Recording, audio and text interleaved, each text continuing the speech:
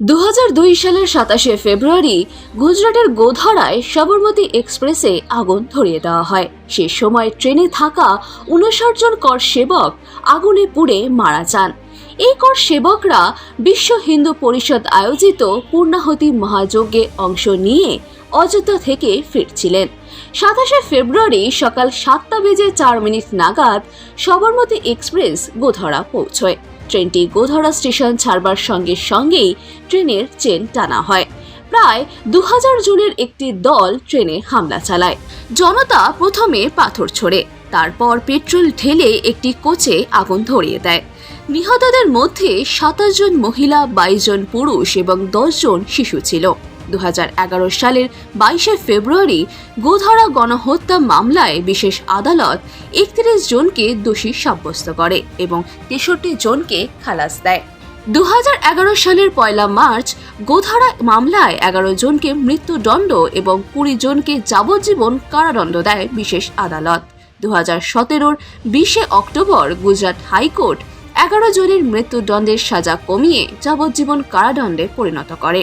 2023 সালের 21শে April supreme court 8 জন দোষীকে জামিন দেয়। আজ চন্দ্রশেখর আজাদের পুণ্যতিথি। 1931 সালের 27শে ফেব্রুয়ারি তিনি শহীদ হন।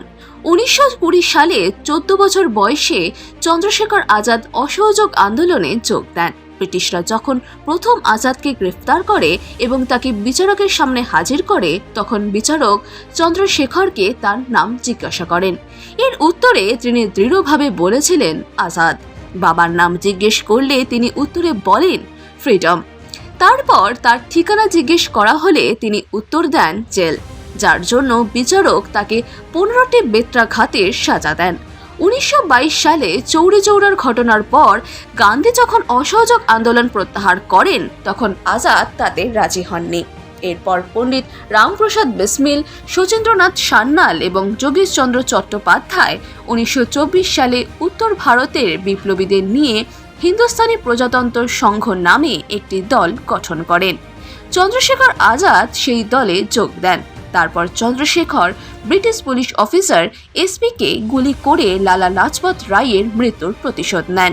1931 সালের 27শে ফেব্রুয়ারি প্রয়াগরাজের আলফ্রেড পার্কে ব্রিটিশরা আজাদের ওপর গুলি চালায়। গুলির লড়াইয়ে আজাদ 3 জন ব্রিটিশ পুলিশকে হত্যা করেন। অবশেষে যখন আজাদের বন্দুকে মাত্র একটি গুলি অবশিষ্ট ছিল, তখন সে নিজেকে গুলি করে এবং তিনি শহীদ হন।